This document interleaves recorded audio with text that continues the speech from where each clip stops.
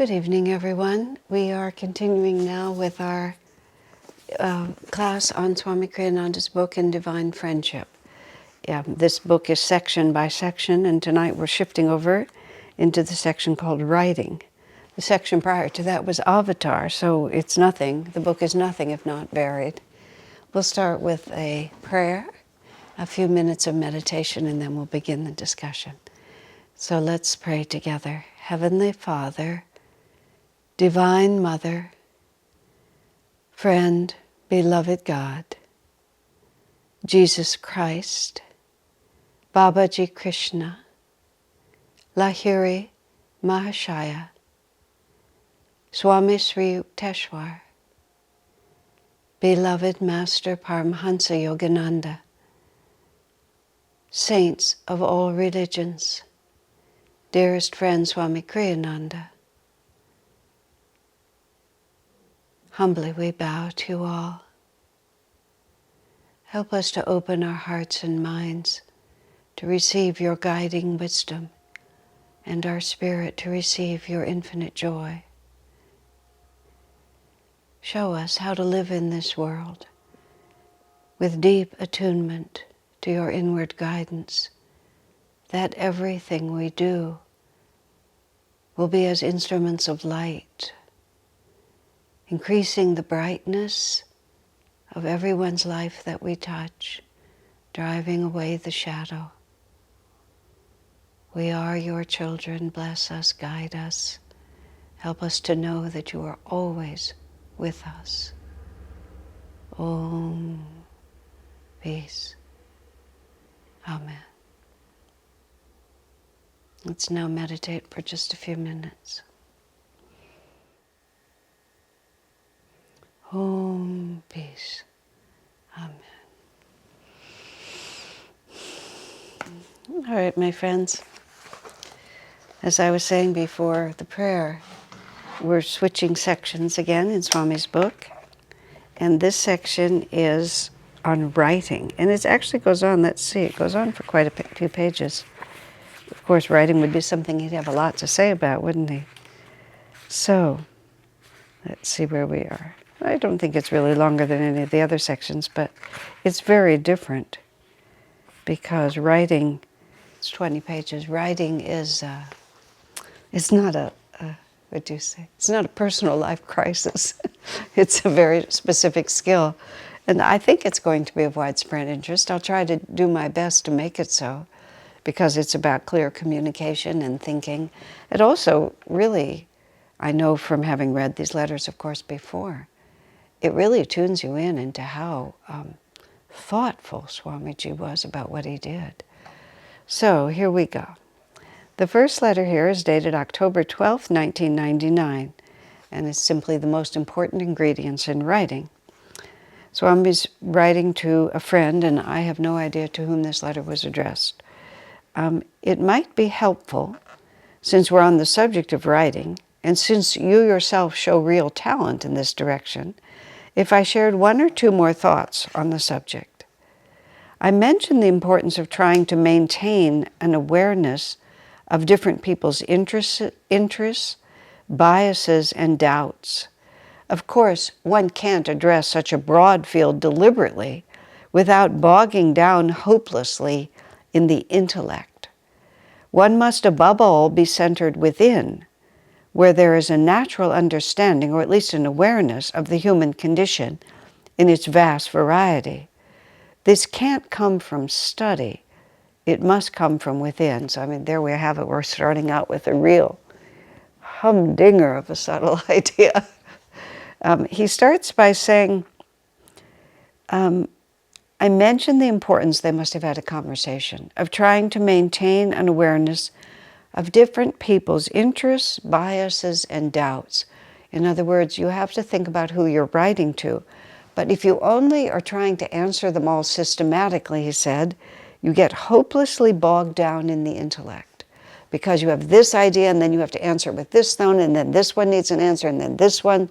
And so what you end up is, you might be able to have like an observable structure, but there's no heart in it, and there's no feeling about what you're doing. This is why some academic writing in which they're required to answer every possible argument just becomes overwhelmingly dull, and you just don't feel where we're really going.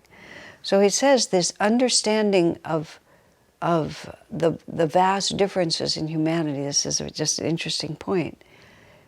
It has to emanate from inside yourself, which is from inside a sense of compassionate concern for mankind, in which he says it can't come from study, meaning it can't come from, well, this is what these people think, this is what these people think, here's an answer to this, here's an answer to this.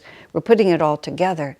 It has to come from a feeling of how you can make your ideas magnetic to other people and to some extent deal with their thoughts and feelings. I'm going to hold off on comment and see what he says later before there's other things I could say. And then it is important to pay attention to style. Well, I'm going to go back then, I'll finish it now. I remember when I was trying to write the first book that I published, which is Swami Kriyananda as We Have Known Him. It's this book. I'm going to pull it out because if you haven't read it, you ought to. If you're at all interested in Swamiji, it's just a marvelous collection of people's direct experiences. It's a marvelous collection because of the subject matter. I just got to write them down.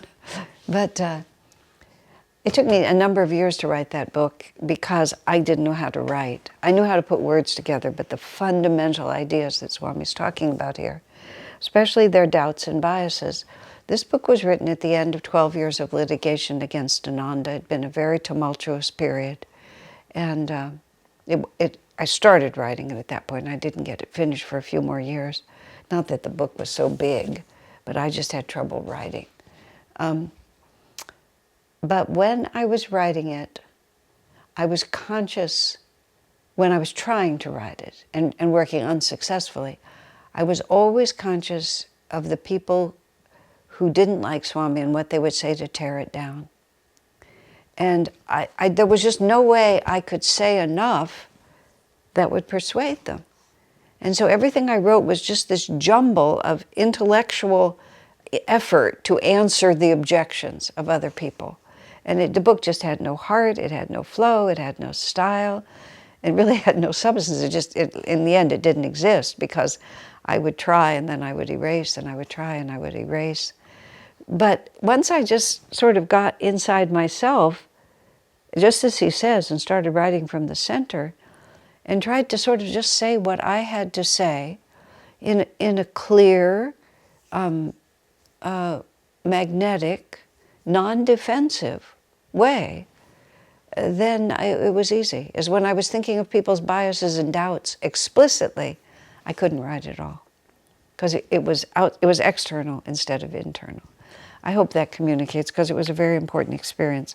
I'm sure as I go through this, I'll be sharing with you other ups and downs I had because Swamiji taught me to write over many years of effort. And then I had to struggle to put his advice into effect and finally actually conquered a great many fears and shortcomings that had paralyzed me for a long time. So he says, and then it is important to pay attention to style, the rhythm of a sentence especially, but also the color or sound of each word is what helps people to sink into a thought and make it their own. Today, a friend of mine told me that several times in the last week he'd used the word rapscallion, which is a word that I apparently had used on Sunday. I was talking, not writing. Rapscallion, as I believe, means, a rapscallion can be a very condemning phrase. A person is a real rapscallion, and that means they're a bad person and they behaved badly. But you can also use it more like when you're talking about a mischievous little boy who's really, you tend to think of little boys, but it could be a girl who's a real rapscallion. It can also have a kind of affection and exaggeration to it. Listen to the sound of that word, rapscallion. The color and the sound of that word. You could say, he's a real brat. He's a real nuisance. He's a real mischievous lad. He's a real rapscallion. Or you could say he's a thief. You know, he's dishonorable. He's a rapscallion. And all of them, they all have very different sounds. They have different rhythms. They have different, and the Swami uses the word color. They're different colors. If you could see the colors of those words. Later on, I believe it's in this letter, maybe it's a different one, he talks about what a good language English is. Yes, it's in this same letter, so I won't talk about it now. It's important to pay attention to style, the rhythm of a sentence especially, but also the color or sound of each word is what helps people to sink into the thought and make it their own. Isn't that an interesting way to say it? It takes a certain willpower to hang on to one's original inspiration while going through all this process of refinement. But without that inspiration, the work itself will come out sounding dead. Swami talked about how incredibly helpful what writing on a computer, which is what everybody does now, but when computer word processing first came out, which is, it really started in the late 70s. Swamiji was he was an early adopter. He got a writing computer as soon as it was possible, because you can write so fast and you can just change so quickly. You don't have to finish the page and then start over. You don't have to mess around with carbons either, but you can you write a sentence, you don't quite like it, you move it, you do it again, you can pick up a phrase and put it over here. All of that reduces the material world, the drag of the material world on the flow of inspiration, so that you're able to finish your thought with the initial flow of energy that inspired you to say it in the first place. Because if you lose that inspiration, you can get it really exact, but he's right, the word is dead. I mean, these are all the right words. The meaning is all there, but you're not interested in reading it. Or you don't even quite understand it, even though the meaning is right there, because of the vibration behind it. So, color, sound, the texture of words, and the rhythm of the speech, all of that has to do with the vibration, and vibration is how communication really happens. We'll talk more about that because we're going to be on writing for quite a while. Most writing, unfortunately, is dead. Most people's consciousness is, in fact, as Jesus put it colorfully, dead also. Let the dead bury the dead, he said. Every word, every rhythm, every sound has to count. It's not easy to do when one is writing deep truths. Swamiji edited his work dozens of times. He'd go over a paragraph, especially if it was important. And when you look at Swami's writing, even this book, which is a book of letters that he didn't, I don't want to say slave over, although he did do a final editing on this book before he allowed it to be published. But when you look at a book like, like Essence of Self-Realization, the Essence of the Bhagavad Gita, for example, if you go through any of the books that Swami has written, you will not find a superfluous word. It's a really good exercise. Every single word contributes to what he is saying. And every single word says it directly and exactly. Let's see, how did someone say it? Somebody used a phrase like, I had a feeling which was not the one to which I was usually accustomed. No, that's not a good example. Unfortunately, I can't remember the example. When it comes to me, I'll tell you. But it was just like using 7 or 10 words to say something that could be said just directly. When you read Swami's writing, he speaks directly. He doesn't go in a big circle to introduce something. And every single word that he uses contributes. I learned to write. I began to learn to write in the 80s and in the early 90s when I began to live in Palo Alto and to work on this center, this community now. And I was responsible for all the promotion, and we had, at that time it was all print. Everything was print. All advertising was print. And I had a designer who would do the design first, and then I would have a certain number of inches. So she wouldn't take my copy first. She did the design first, and then I had a certain number of inches in which to describe our programs. It was a program guide. And it was so interesting to me because I would write something that would be 150 words, let's say, as an example, and I would only I only had space for 75. And I would take what I had written, I would cut out half the words, and I would look at it, and all the ideas were still being communicated. I began to ask myself, what are those other 75 words doing? And I realized what they were doing was clogging the pipe. They were clogging the pipe, they were creating convoluted ways of saying things, they were introducing and qualifying one final little statement that needed neither introduction nor qualifying. They were lists of adjectives when a single one would do. And I really began to understand rhythm, color, and direct speech, and making every word count. Otherwise, the reader gets worn out. The reader doesn't know why. He just reads what you've written and he's just worn out because you've made him read 150 words when there are only 75 words worth of ideas in it. And it's marvelous once you just begin to think that way. There's a well-known author, and I don't know which one, a best-selling, I think he's a novelist, but I'm not sure.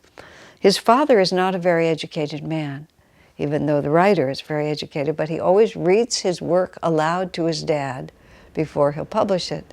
And his dad will say things like, "What do you mean by that?" And the author will then explain to his father what he means, and his father will ask the obvious question, "Why don't you just say it?" And every time his dad does that, the author looks and realizes, why didn't I just say it? Sometimes in an attempt to sound more learned than we are, we throw in a lot of extra words. So, and now he's writing, apparently this person he's writing to is a poet. I say this partly because in your poems, which are beautiful and inspired, there is sometimes a line that could be expressed more rhythmically to enhance, not sacrifice, its meaning. The final and most important ingredient in good writing, however, is inspiration. No rule is worth it if it interferes with inspiration. Inspiration is a subtle force. When you have to polish something, this is where Swami says, it takes a lot of energy to go through your writing, clarify it, edit it carefully, and still keep the inspired feeling about it. He doesn't really say yet, at least, exactly how you do that, but it is required. Part of it is to keep clear on what you're trying to say, to have, he'll talk about this later, I'll talk about this too, but you have to be very clear-minded. I realized that a great deal of trouble that I had writing for a long time, well, Swami said it to me. He said, you don't know what you want to say, so just to be certain you say it 3 times. That's where those extra 75 words would come from. But when you really know what you want to say, you just say it. I found over many years of working with words that when I was struggling to get the words right, it was because I didn't know what I wanted to say.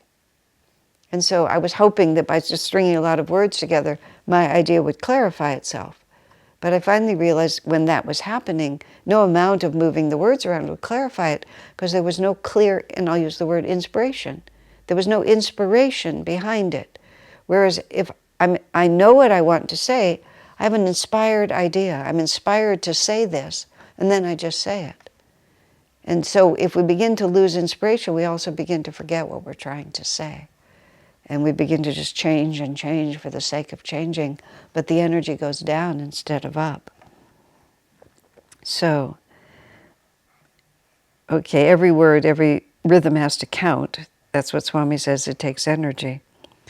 I recall how years ago I made a 2-week intensive study of grammar. It was good to know, but I found that for quite some time afterward my writing was stilted. It wasn't until I digested that knowledge that I could write again, and much better, both for knowing the rules and knowing when it would be better to break them. For the rules of grammar are only aids to clarity, not fixed laws in themselves. And that's exactly, everything is an aid to clarity. The Swami uses the word inspiration, and the other word is clarity. And that's one of the reasons why he calls the publishing company Crystal Clarity. Well, if one knows, if one understands one's material and knows what you're trying to say, then it comes across perfectly clearly. I've made reference at different times when I was writing Light Bearer, which is also a good book if you're interested in Swami Kriyananda. This is the second book I wrote about Swami Kriyananda. I like to hold it up because it's a really wonderful book. I talked about how Swami guided me. I was in seclusion when I wrote this book, and how much he guided me. And I had one sentence in there that I really wanted to keep in the book, and Swami had passed away, several years earlier, bear in mind, so this was all intuitive conversation. I had a sentence in there that I was attached to, and it said something like the phrase that I really liked was something like the compass of devotion. Now, I knew, I gradually came to know, it was a very unclear concept. What do you mean, the compass of devotion? I mean, there's a compass, and it's drawn magnetically to point in a certain direction. There's a magnetic field that draws the compass in a certain way. So you have a pole star, which the compass aligns with. Okay. So if I say the compass of devotion, it's like devotion is not a tool. A compass is just a tool. What I was really trying to say, which I ended up not even bothering to say, is that somehow devotion will set you in the right direction. Devotion, follow the devotion. But even that, you see, it's like, what? What am I really trying to say? So I had a sentence with that phrase in the middle of it, and I was exceedingly attached to it. and I knew it didn't really say anything. It just kind of sounded good. And it had, good words. There were about 3 or 4 other good words in there, words like compass, devotion, they all kind of gave an impression of something or another. And I just kept wanting to leave it in the book. And the Swami kept telling me, to take it out. He would wake me in the night and tell me to take it out. He would inspire me when I was out walking to take it out. And finally it got to be sort of a joke. I mean, literally, I was laughing in the way that I would have laughed if Swami had been right in front of me. And I had to admit that he was right. It didn't mean anything. It was the worst kind of garbled, semi-literate writing, a sort of New Age fancifulness where you just string a lot of words together and just hope that somebody, as Swami said, you don't know what you really mean, so you just string a lot of words together and hope that the reader will find something deep in it. And finally, of course, I said, of course, I'll take it out. And then I took it out of the book and it never came up again. But it was just fascinating to me because I almost never did that, or I caught it right away. But that one just hypnotized me for a day or two until, the spell was broken. So, where are we with this? So we're talking about, I guess we were just talking about inspiration and clarity and how knowing what you want to say is really the issue. So then Swami writes here about rules of grammar, which I don't know the rules of grammar. I was raised speaking proper English, but I can't articulate any of them. He says it's worth learning, but what I have is friends who know the rules of grammar, and that works for me. But they've had to do a lot with my books because they do know things that I don't know. But when I see them and they put the rules in place, a certain consistency and unambiguity.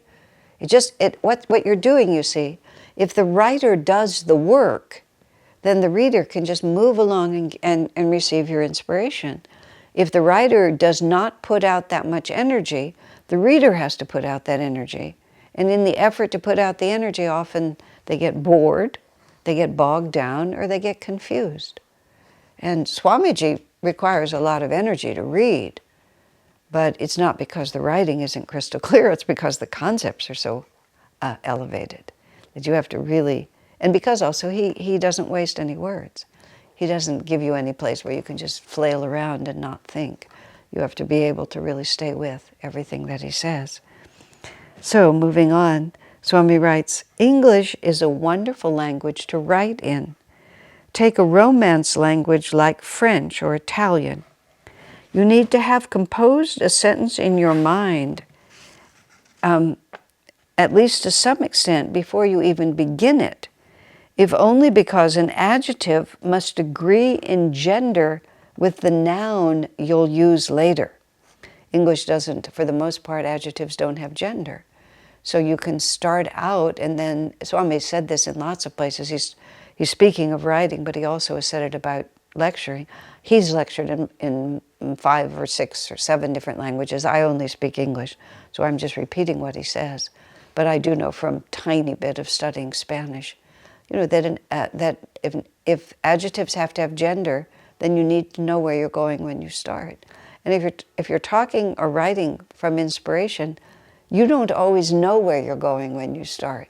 You just know that this is the place to start. Now, that's you have to be more experienced before you can do that. But once you're experienced, it flows. And so you haven't worked it out. And he says in English, that's much easier to do. English also has 4 times as many words as any other language, a fantastic legacy. There are so many ways of saying the same thing. I have often, Swamiji's books have been translated into multiple languages, and especially we have a publishing company in Italy, and they've translated most of his major books into Italian. And I've sometimes been helpful to the woman translating to help clarify what English is, and then to discuss with her, what could she say in Italian, since there's no word for that in Italian, because there's four choices in English and 1 in Italian. At the present time, Light Bearer is being translated into Spanish. It's actually being translated into Italian also now. But I've been talking to the person who's been doing it in Spanish, and we had the word rejection in a certain context, and repudiation. The word was repudiation. I don't know Spanish, but she asked if the word rejection would work. The word rejection didn't quite seem to say it the way I wanted it said, so we came up with the word negation.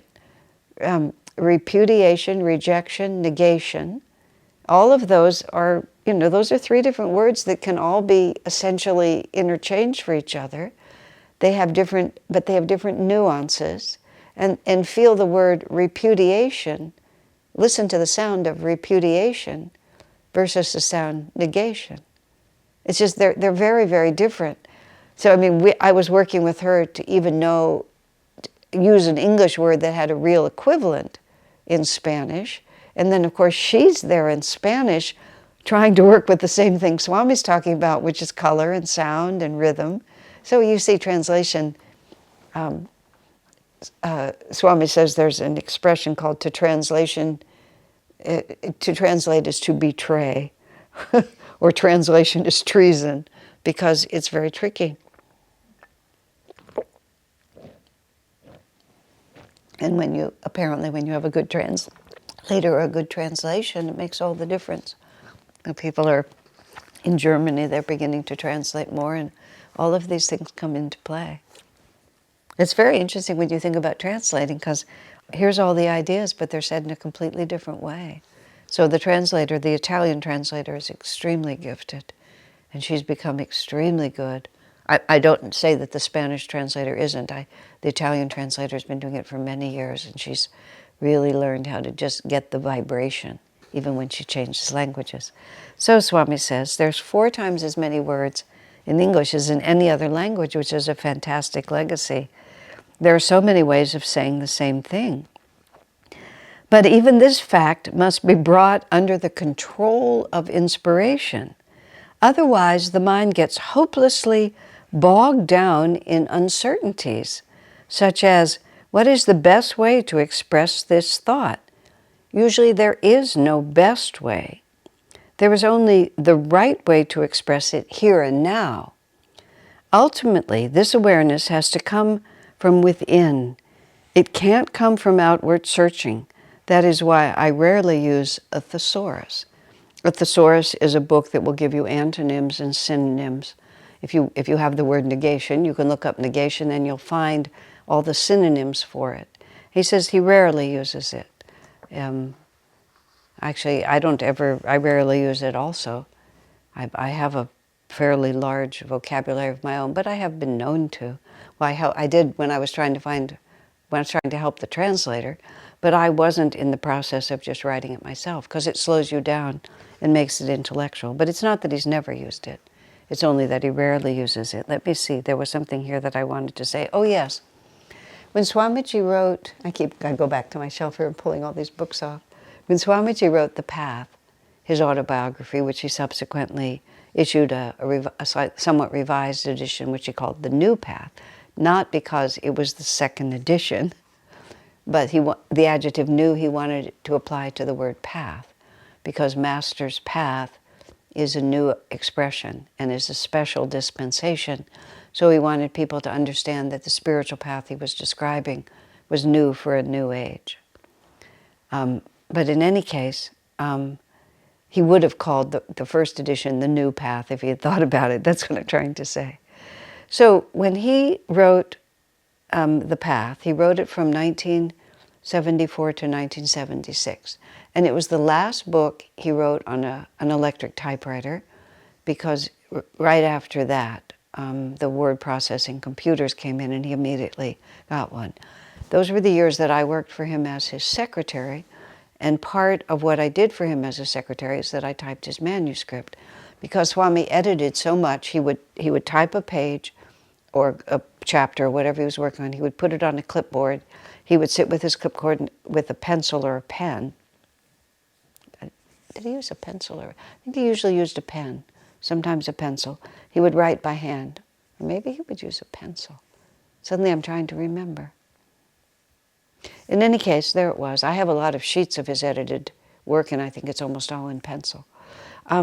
He would write with a pencil, and then it would need to be retyped. He couldn't tell if a page was finished until there wasn't a mark on it. If there was even one mark on it, it had to be retyped before he could feel that it was finally finished.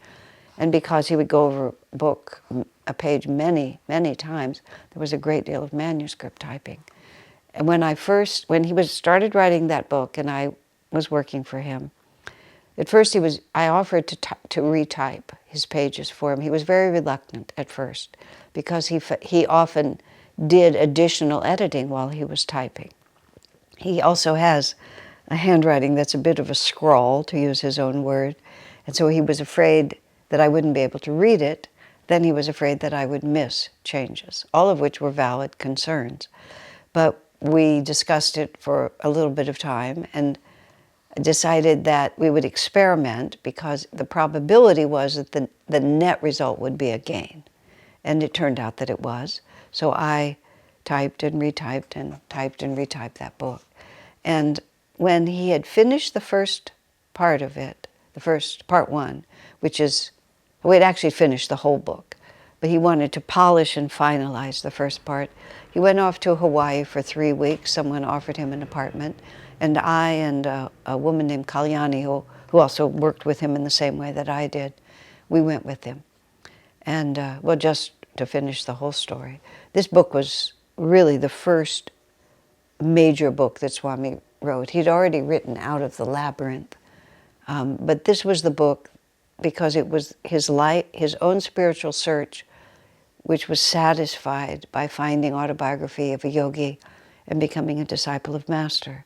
Swami felt it was the platform, the foundation of everything else he was going to do was his discipleship to Master, and it needed to be as perfect as he was able to make it.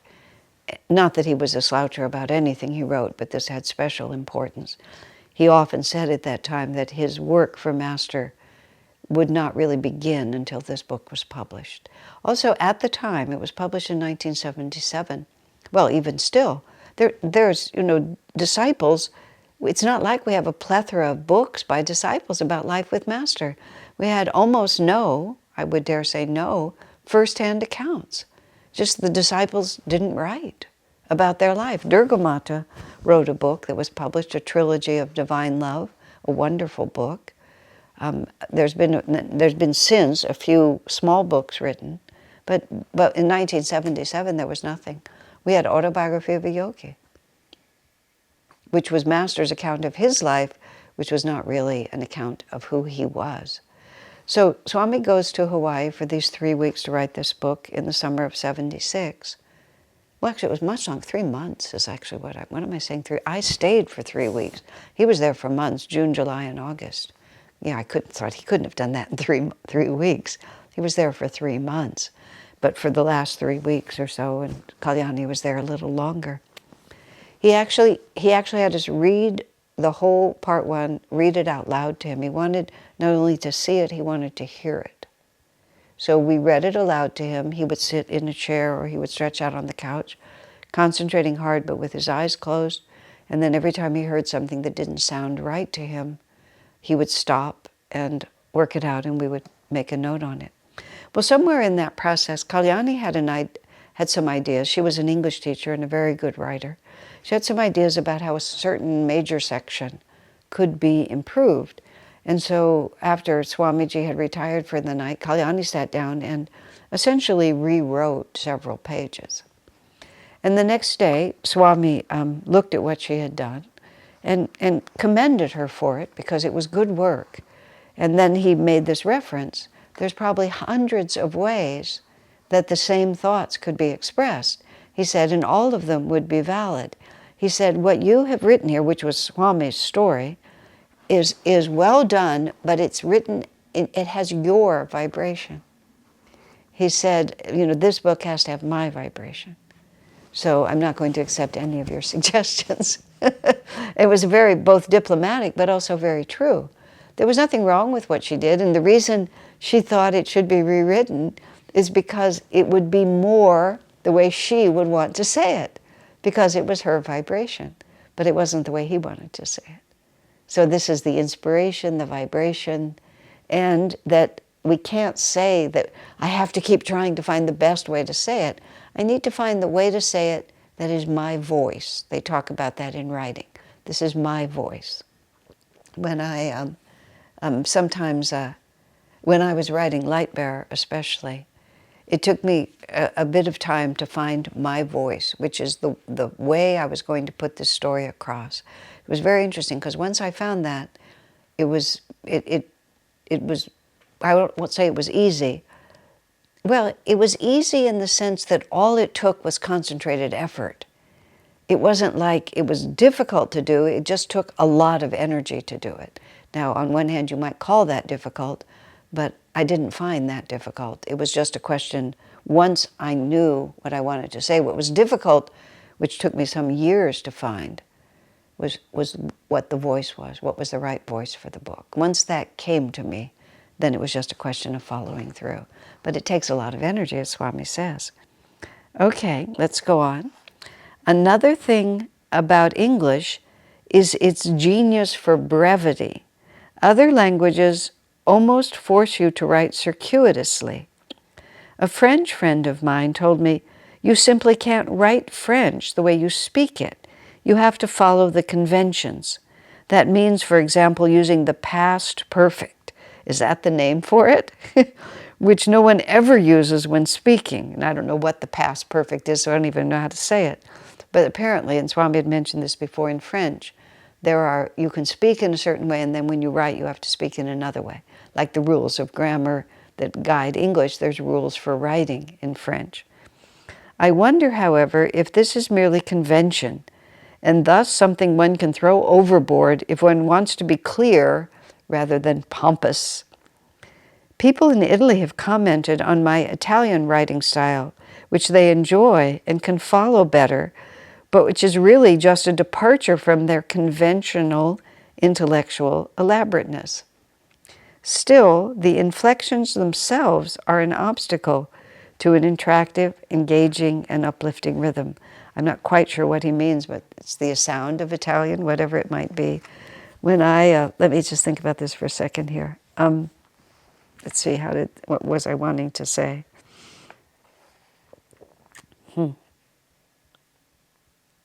Oh, I know what it is. Whenever I've spoken in English and then been translated into another language as I speak, simultaneously I can't hear it, but when I have to speak and then be translated sequentially, that's what I'm trying to say, that I speak, stop, someone speaks in Italian or Spanish or German, and then I speak, and then they speak, and then I speak, and so on like that. It's often really interesting to me how much longer it takes. That what I've said is clear and succinct, and then over here goes on for multiple seconds longer. In fact, when I have been translated simultaneously, whoever is translating me, always speaks to me before and pleads with me to speak more slowly.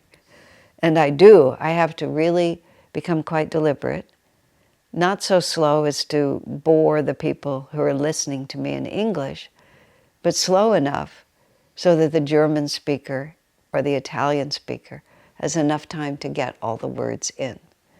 I was speaking just the other night to my friend, one of my friends in Russia, and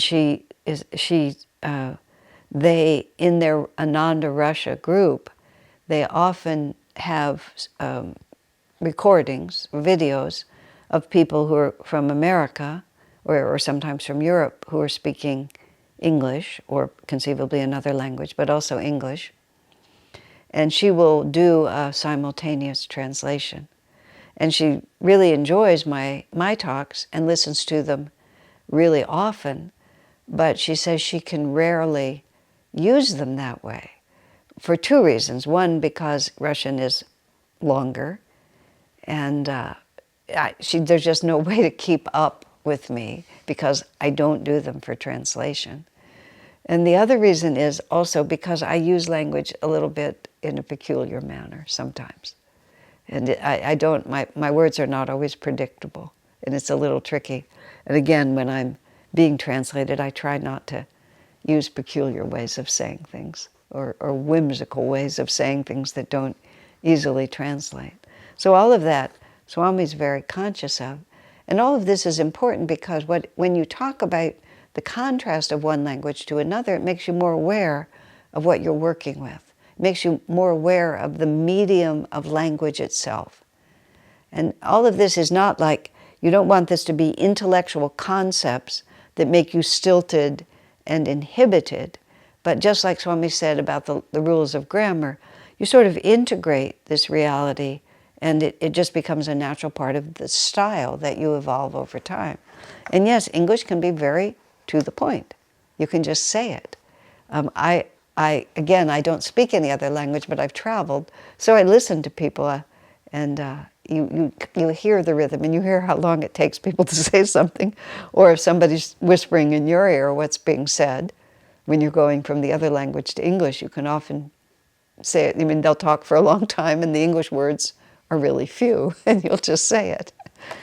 The first time I was in Italy, which was also really the first time I was really out of an English-speaking world, when I was listening to the Italians talk, I said to Swami, I said precisely, they don't seem to have very many words, because I would hear the same words repeated over, and that was when he said to me, yes, English has 4 times as many words.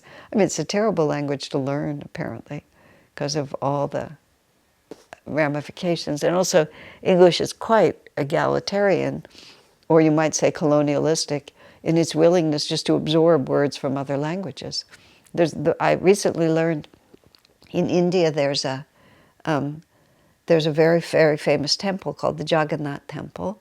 It's one of them. It's located in Puri, India, and they have the deities, who are these 3 wooden images. They have all these customs. When you have a murti, which is the word for statue, that has been awakened. Before it's awakened, it's just an inert thing. But after the ceremony of awakening, the deity actually lives in the murti, and it has to be treated like a person. And among other things in the ceremonies that they follow there, at a certain season, the murtis go on holiday and they go visit relatives at the other end of this long road. And the deities are put on this chariot, and the chariot is pulled by devotees, and they pull it from one end to the other, and then the deities are ceremonially put into their summer residence, and then they go visit their aunt. They do all these things.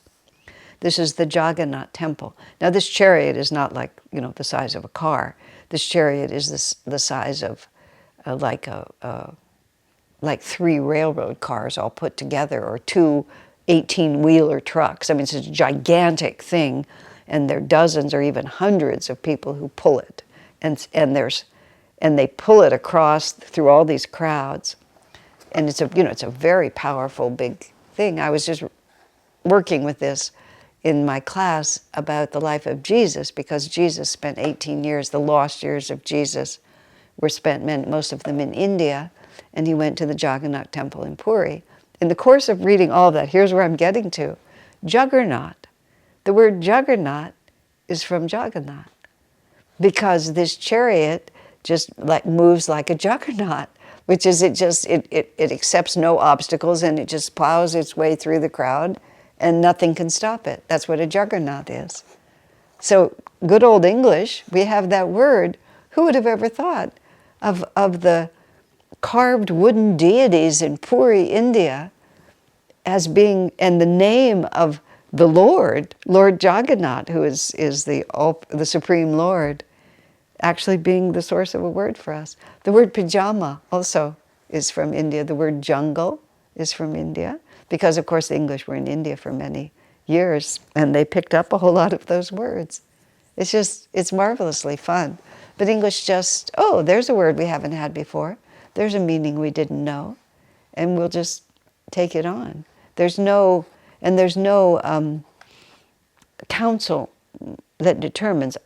I believe I'm accurate in saying this, that the French language is controlled more.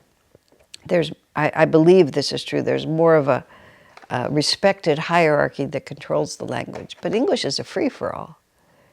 People just make up things, and in the world we're living in now, people are making up words all the time. I'm always having to ask people, what does that mean? Where do words that are part of culture that I'm not part of, aspects of our culture that I'm not part of, words that just keep growing up, and everybody now knows what they are. So I was also thinking in terms of brevity. Swamiji he never used slang.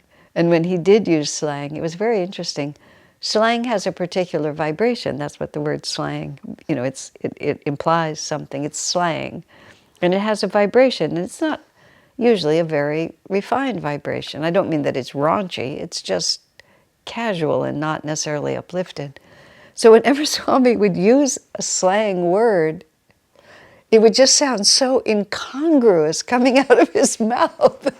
And he was never drawn to use slang because it was not his vibration. On one occasion, I remember him saying, he described a situation that he'd been in that was really unfortunate. In fact, he said it like this. In fact, he said, it was the pits. I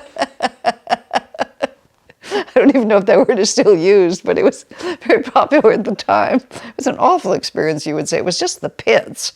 And he said it was the pits, which of course sent us all laughing. And that was when I realized how odd those words sounded coming out of his mouth. The same thing was true. He never wore any garment that had like a logo or a slogan on it, except for a time, a friend that Swami met and greatly admired had a business, and Swami really admired the business. And the friend gave Swamiji a T-shirt that had the logo and the name of the business on it. It wasn't a bad slogan, it was just a logo. And it happened to be both out of friendship and also because it happened to be a very nice cotton and the perfect weight. Swami adopted it as a pajama top.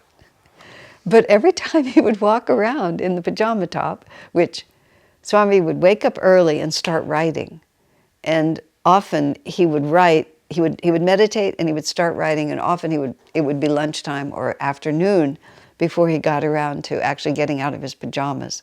So we had a collection of bathrobes that he really liked because he said his work attire was bathrobes. So he would often be still in his pajamas at a later time of the day when one of us or some of us would come over. But every time I'd see him in those pajamas, there was just always this disconnect, because he was committing his whole consciousness to this little logo, and they didn't match. Let's just put it like that. I mean, it was always amusing. I started with the slang, and because I was thinking of brevity. The one slang expression that Swami really liked was 4 words: been there, done that. And of course that was used meaning reincarnation, meaning karma, meaning everything. But it was a masterpiece of brevity. Been there, done that. And that's, English allows you to just do that. And think how much is implied in that. There's so much implied in just those 4 simple words. There you've got it. And it's pretty clear also what it means when you say that. So that's a very good example. I don't know if other languages have something the equivalent or not. Now I have to tell a joke. This is a joke about Mexicans, Spanish-speaking people, and the Irish. A Mexican said to an Irishman, he said, in Gaelic, do you have any word that is the equivalent of our word mañana, which means tomorrow? But when you say mañana, what it means is, oh, we don't have to do it now. We can always do it mañana. So it's sort of both, it's an affirmation and a little bit of a slur about, the Latin temperament, so to speak. But the Mexican was asking the word. You have a word equivalent to our word mañana. And the Irishman thinks and says, nothing that implies that sense of urgency. So, language you can play with. It's lots of fun. Okay, so let's go on. I think that's where we are. Swami says, well, enough of this. I just thought you might find these few thoughts based on 50 years of hard, though wonderful, experience, a help to you in your own writing. Swami signs it, joy to you in divine friendship. Okay, so now let's go to the second letter. It's called, the title of this letter is Writing in the Flow, October 12th, 1999. This must be October 12th, 1999. Swami sent off one email and then he immediately wrote another. I have, if people get emails from me, they get the first one and I send it. Then they get another one and the subject line is and, which means, oh, I thought of something else. So this is Swami's equivalent of and. I had a couple of further thoughts on the subject of writing that might prove helpful to you, and that might also share with others I know who write. First, I find it helpful to form a clear, even a visual image of what I'm trying to say. Thus, when I use the illustration of the waves, for example, I form a clear picture of them in my mind so that I feel I'm actually seeing them as a concrete, not an abstract reality. I find, for one thing, that this helps me to find the right adjectives for the image. For another, it helps me even rhythmically to fix the image clearly in the reader's mind. So, it's interesting. This, it's similar to this. When I was writing, both of these books about Swamiji, actually every book I've written is nonfiction. I've only written 4, but these 2 books of Swamiji, which are experiences with Swami, especially Light Bearer, which is like a year by year of the 45 years or so that I had the extraordinary privilege of being in close association with Swami. Everything I wrote, I could see it. I mean, I was writing mostly my own experiences or the experiences of people I knew very well who had conveyed them to me in such a way that I felt I really understood it. But as I wrote that, I was traveling. And it wasn't like I had a lot of photographs, because I didn't. Later on, I went to a friend to, an archive of photographs and pulled out a large number of photographs, but I didn't have them when I was writing. Sometimes, of course, I could remember some classic photograph, but I just had it in my mind. So I knew right where we were standing. I remembered the buildings. I had very vivid visual memories of things. So, and what he's saying is absolutely right. The fact that I could see it in my mind, so I knew what to say because there it was right in front of me. I wasn't like conjuring this up out of nowhere. And so he's talking about even when you're using an image, like you want to describe something, you want to use the image of the wind, or you want to use the rising or the setting sun, don't just have it be words on a page. Have a visual, a clear visualization in your mind. Why are you referring to the sun? How does it illustrate what you're saying?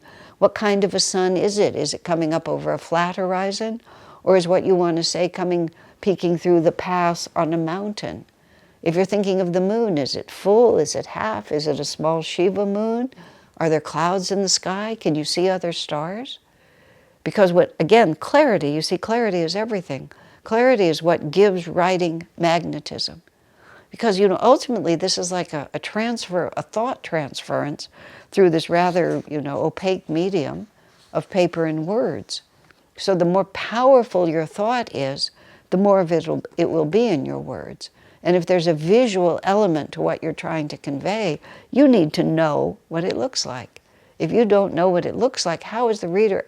It's diluted by so many dimensions that if you're not clear and vivid when you start, by the time somebody tries to read it, there'll be so little magnetism in it, they either won't even bother to read it or they won't understand it.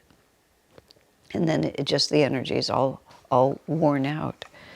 So he says, secondly, I visualize myself speaking directly with the reader, not at him or to him.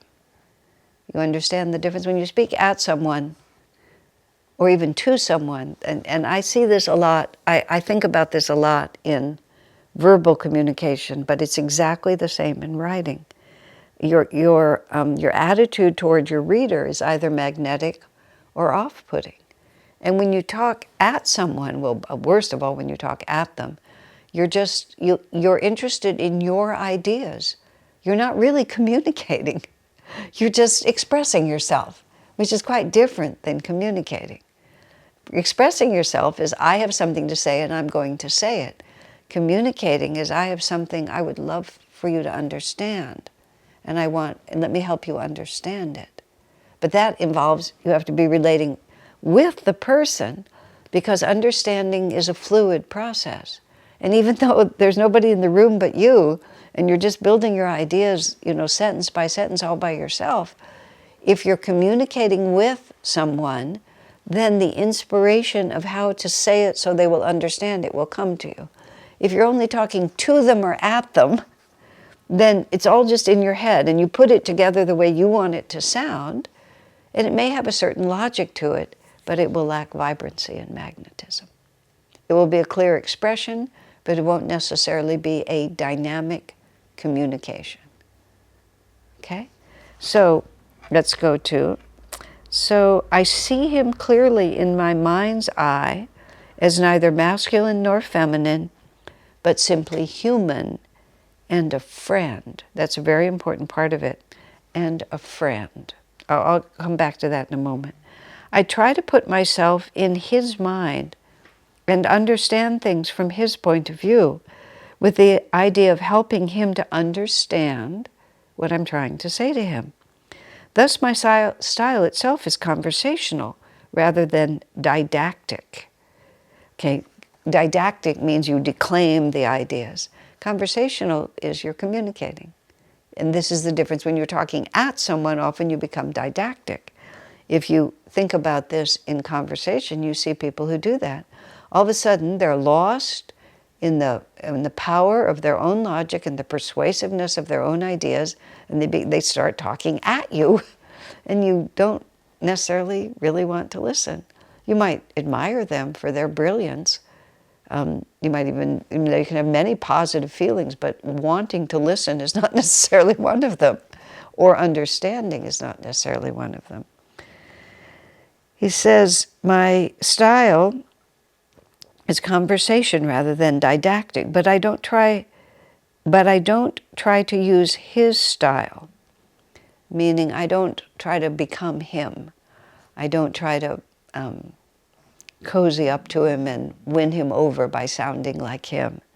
Rather, I speak to him from my heart, which means respecting who he is and neither writing down to him nor writing as many writers seem to do merely to persuade myself.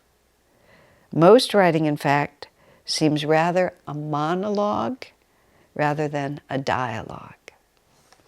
So don't write monologues, write dialogues. Who are you talking to? For me, this was also, I mentioned when I was writing Swami Kriyananda as we have known him, how I had so much trouble to write because the reader that kept coming up in my mind was this absolute enemy of Swami Kriyananda, and everything I said, I heard him tearing it down. And it really literally paralyzed me, literally for several years. And then one day, I finally realized that I wasn't writing this book for enemies of Swami Kriyananda. I was writing this book for people who like Swami and just wanted to know more about him. And I realized that I did not know clearly who I was writing to. See, this is about clarity.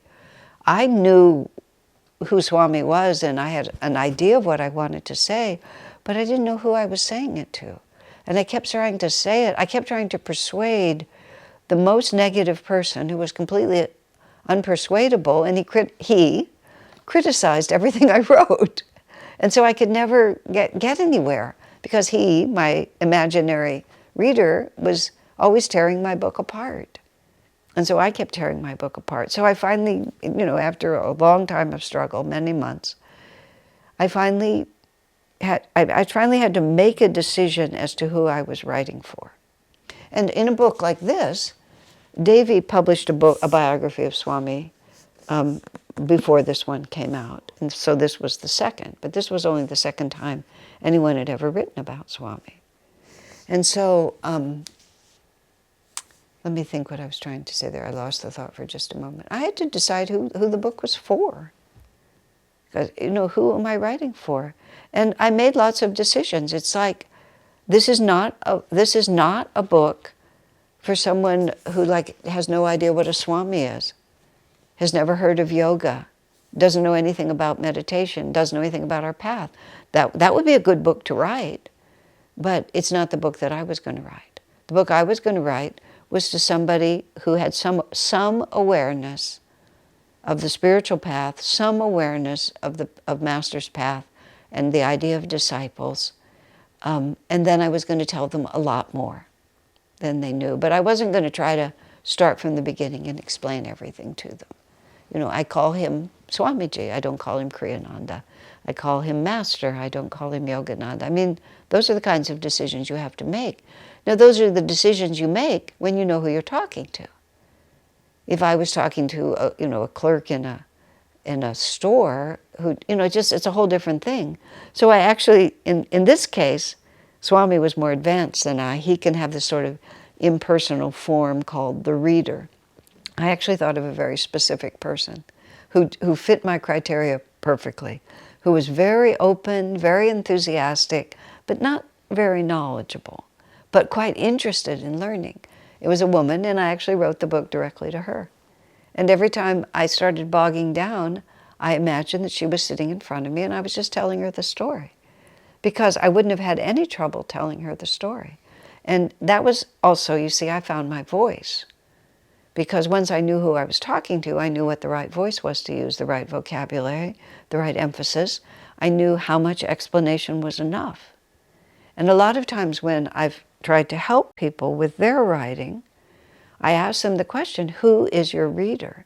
And mostly, I'm almost invariably, if they're having trouble expressing themselves, they don't know who their reader is.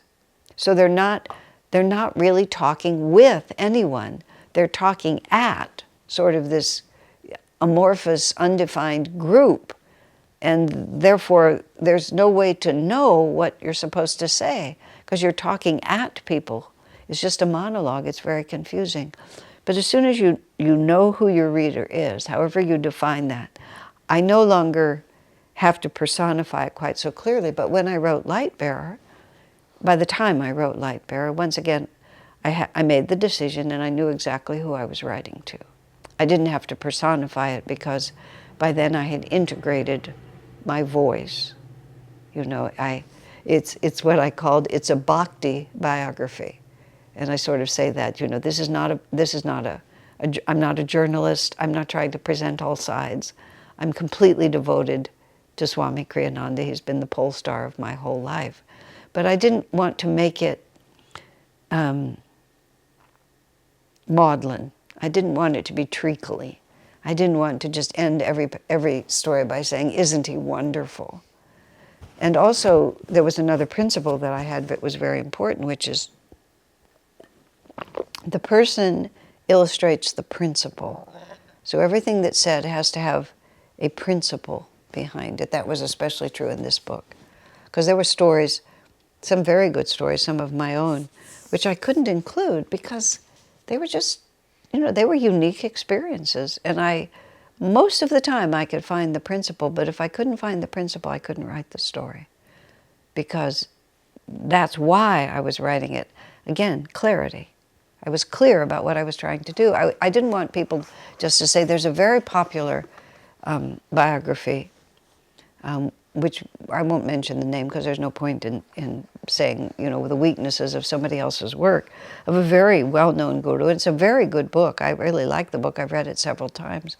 But after I started writing myself, I read it, and I realized that the author had told fascinating stories about a most unusual person and very unusual experiences.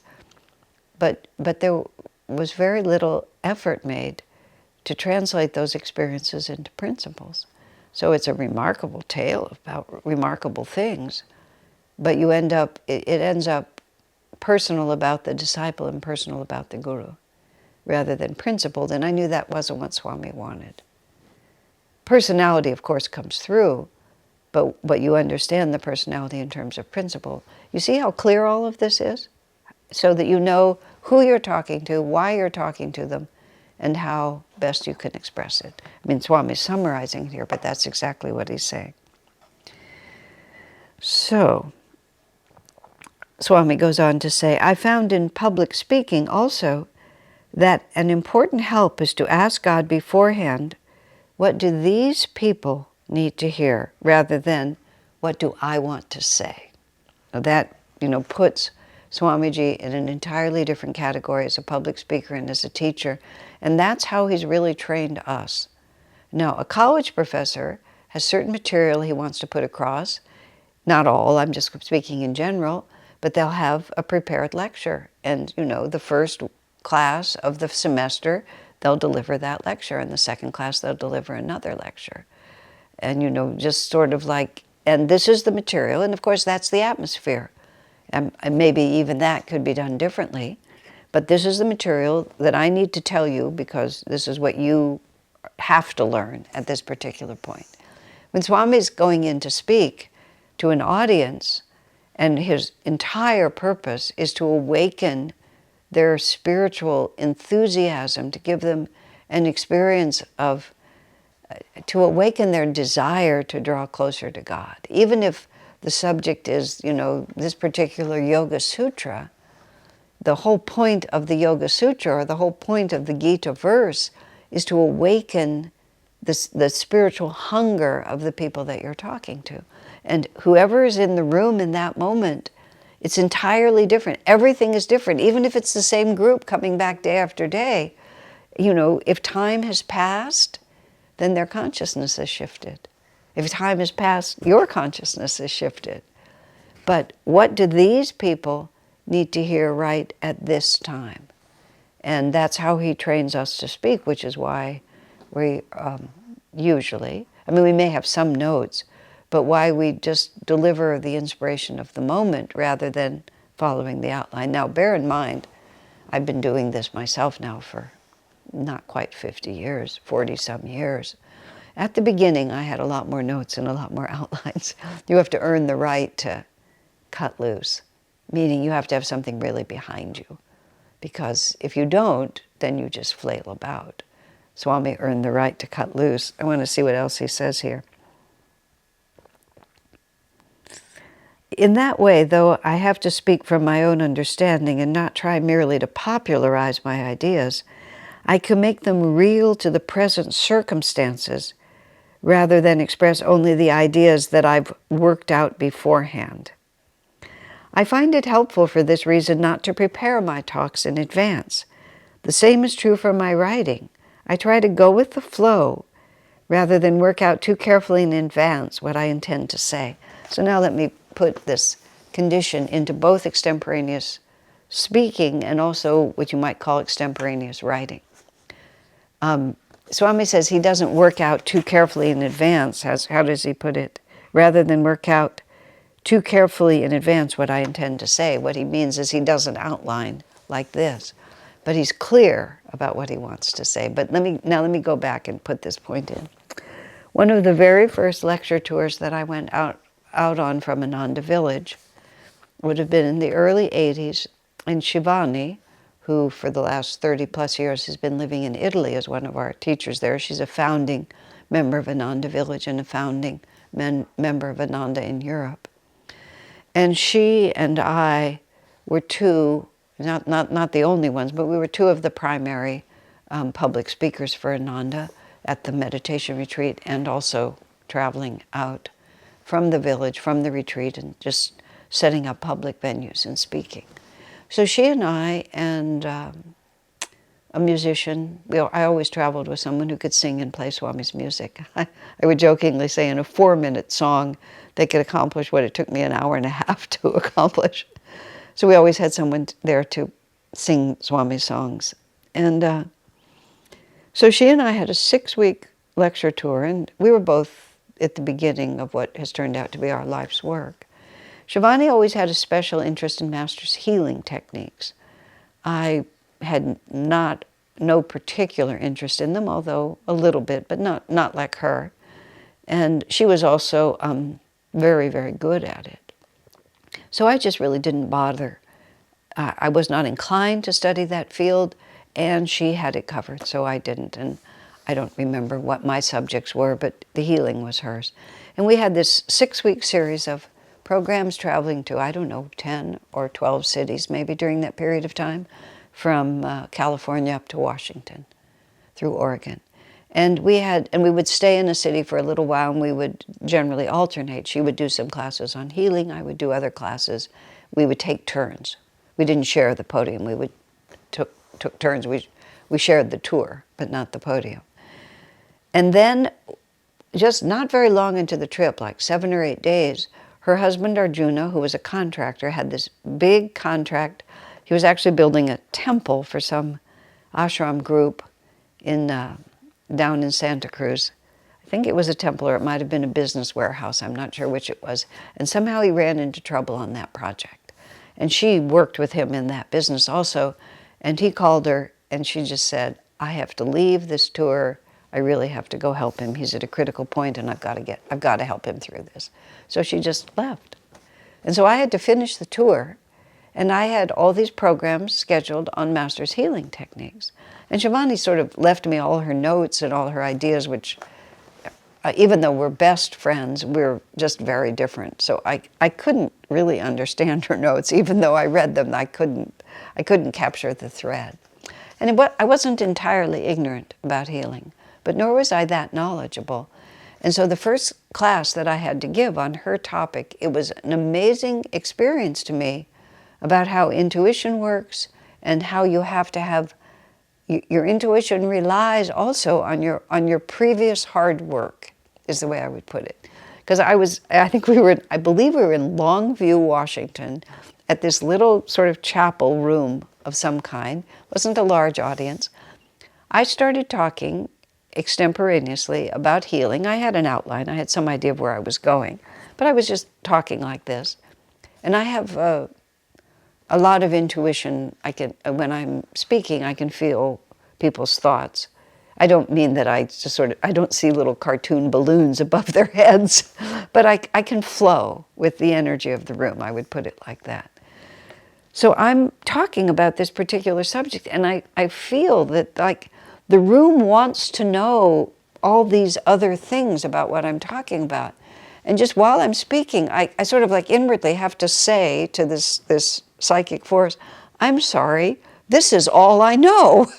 And even though I know this is trying to go over there, and it would be much better if we could go there, I can't go there because I haven't learned it. I'm not adept at it. And it really taught me that even though I'm speaking sort of freely like this, I'm able to do that because I study, I read, and I think about this, and I talk to my friends all the time. I mean, just from the very beginning, this is what interests me. It's not that I never watch a movie or never read a novel. That's not what I mean. But there's a constancy. I have a very avid interest in the spiritual path, and I'm constantly working things out, constantly evaluating, thinking about it, reinterpreting it, even rearticulating it, even explaining to the pictures on my wall the things that I'm thinking. So when I finally stand up there, when I feel drawn in a certain direction, I have a huge volume of information from which I can draw to pick out the pieces that really work. And so it's not just the fact that I've spoken a lot, it's that there's a lot of thought about a lot of things. And that's why Swami says that's how he would speak, of course. And of course, he had so much behind him from all that he'd studied that he can write also in the same way. He can just start in a certain direction. He, of course, was exceedingly advanced in that. And his intuition would just flow effortlessly. And he himself would not know where the writing was going, but he knew that intuition was taking him there. And then that results in this, this living, is a living experience because he's not doing it from memory. And he's not sort of pulling paragraphs out of different books. He's just in the moment what is needed. And so even in the moment on this page in this book, what is needed. Later on, he talks about the fact that creative works essentially already exist. We just tune into them and become a channel for them. And that's how it feels when you get in that flow. It's just there to be said. It's not like I'm saying it. It's there to be said, and I'm the one who gets to type it. When I feel that, especially about Light Bearer, I just typed it, is how I feel about that book. I mean, Swami told me what was supposed to be in it. He knew what was supposed to be in it. Sometimes quite apart from the dopey sentence, sometimes I would just try to pull it in a certain direction and it wasn't going to go there. It wasn't this book. When Swami wrote The Path, the first edition of that I was there for so much of, he just said that, the book had its own reality, and Swami's job was to attune himself to that reality and then write it down.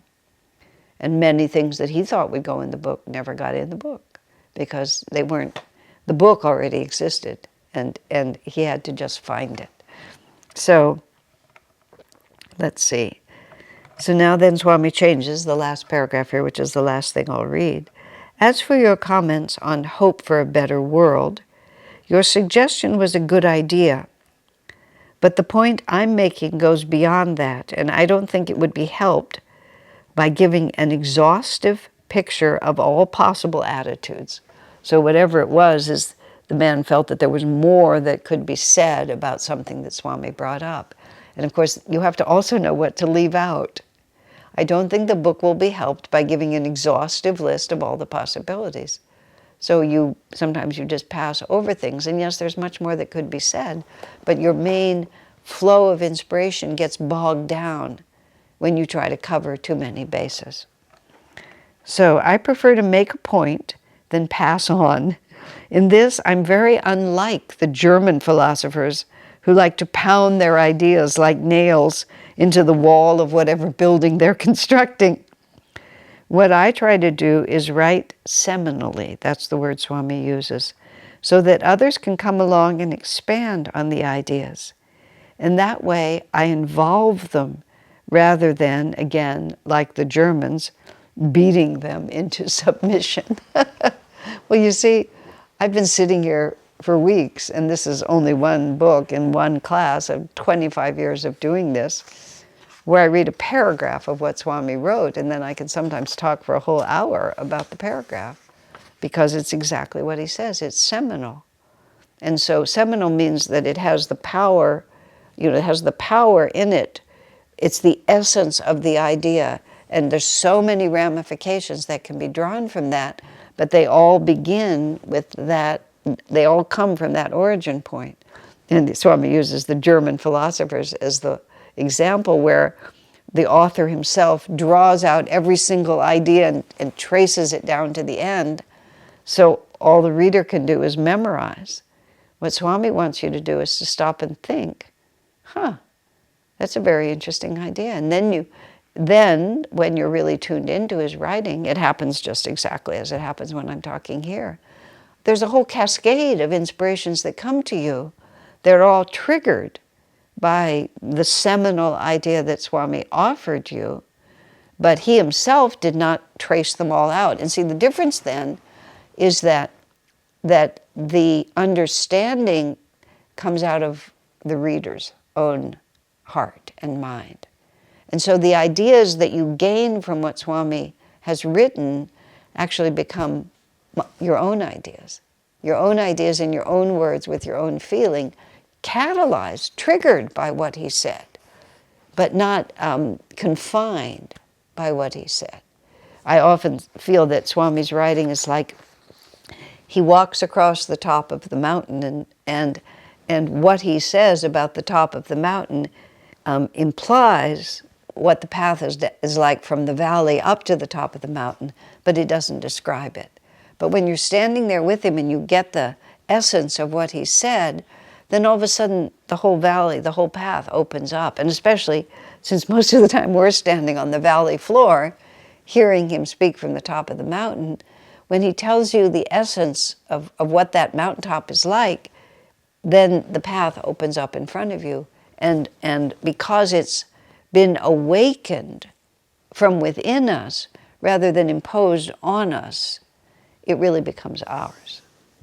The way Swami put it once is, those who are in tune with what he says receive the idea, and then if it resonates with them, then they begin to build on it in their own way, and it becomes their understanding rather than his.